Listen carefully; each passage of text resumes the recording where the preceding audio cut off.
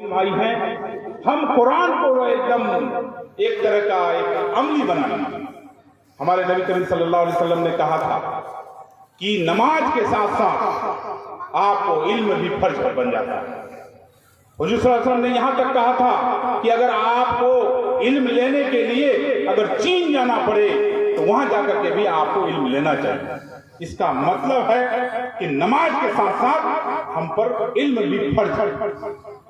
यानी अगर आप अपने बच्चे को नहीं पढ़ाते हैं, आप अपने बच्ची को नहीं पढ़ाते हैं, माँ भी होंगे बाप भी होंगे, मेरा बात सुनते जरूर होंगे, आपसे कयामत का मैदान में पूछा जाएगा कि आपने 4 औलाद आपको हुआ, 4 बेटियां हुई, 4 बेटा हुआ, लेकिन आप कितने को इल्म दिए, आप कितने को मदरसा लाइन में पढ़ाए, कितने को आप हाफिज बनाए, कितने को उलमाए इकराम बनाए, आपसे पूछा जाएगा। और जब तक आप अपना आल औलाद को इल्म हासिल नहीं कराते हैं तब तक आप कामयाब नहीं हैं। नमाज के साथ साथ इल्म भी फर्ज है। जितने भी हमारे गार्जियन हैं, जितने भी हमारे भाई बंधु दूर दराज से आए हैं, गौर कर लीजिए, तब तक आपका कामयाबी नहीं है जब तक कि आप अपना आल औलाद को इल्म हासिल नहीं कराते। हम ये नहीं कहते हैं कि आप आईएएस मत बनाइए, डॉक्टर मत बनाइए, आईपीएस मत बनाइए, इंजीनियर मत बनाइए। अगर आपका 4 औलाद है तो एक औलाद को आप दीनी तालीम दीजिए। उससे क्या होगा, आपके घर में अगर हाफिज कुरान एक आदमी बन जाता है तो आप समझ जाइए कि आप कामयाब हैं। 7 पीढ़ी खानदान को खींच करके हाफिज कुरान जो होता है 7 पीढ़ी खानदान को जन्नत में जब तक नहीं ले जाएगा तब तक वो नहीं जाएगा। इसलिए मेरा कहने का मतलब है कि आने वाला 10 साल, 20 साल, 25 साल बाद आप गौर कीजिए, अभी जितने भी परिवार हैं, जितने भी बेटा बेटी हैं, सबको स्कूल में पढ़ा है। मैं स्कूल में पढ़ाने के लिए मना नहीं करता, लेकिन आने वाला जनरेशन 25 साल बाद आप जब घर में जुमा पढ़ाते होंगे गांव में, तो आपके अंदर इमाम का कमी हो जाएगा। आपका जनाजा पढ़ाने के लिए इमाम नहीं मिलेंगे।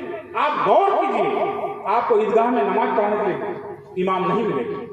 इसीलिए आप तालीम दीजिए, डॉक्टर बनाइए, इंजीनियर बनाइए, आईएएस बनाइए, जो भी बना है बनाइए, लेकिन एक परिवार से एक बच्चे को दीनी तालीम आपको देना है, तभी आपका कामयाब है।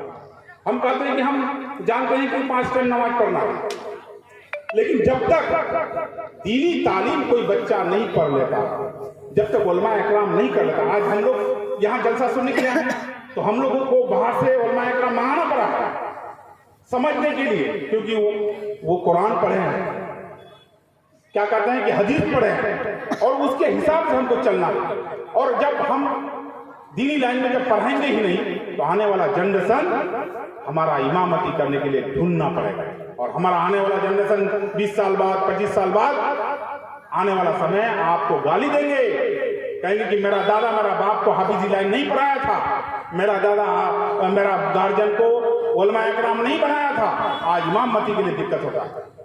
हम जानेंगे कि हम मुसलमान हैं, लेकिन हमको जानकारी होना चाहिए कि किस तरह का रुकू होना चाहिए, कई रकात नमाज पढ़ना चाहिए, फजर में, जोहर में, असर में, हमको जानकारी करने के लिए दीनी तालीम देना चाहिए।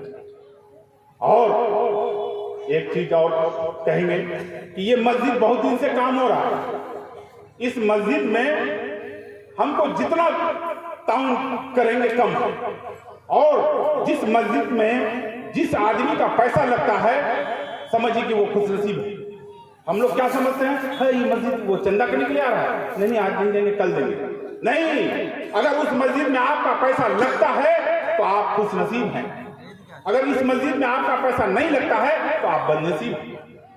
मेरा कहने का मतलब है, देखिए खुदा का घर, ये मस्जिद बहुत दिन से बन रहा है।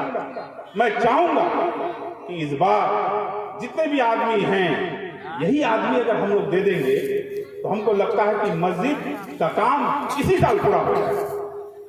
और आप लोग एकदम दिल में हाथ रख करके इतना सोच लीजिए कि हमको 10 रुपया हिस्से से आप स्टेज में आकर के नहीं देना चाहेंगे तो मैं कमेटी वाले से कहूंगा कि आप एक तौलिया लेके घुमा दीजिए, ताकि जिसके पास जो 10 रुपया देने वाला होगा वो हो सकता है शर्मिंदगी करे, तो आप तौलिया लेके घूम जाइए ताकि वो 10 रुपया आपका कलेक्शन हो जाए। हम चाहेंगे कि जितना आदमी आए हैं 10 रुपया से ही सही हम इस मस्जिद में ताउन करके जाएंगे।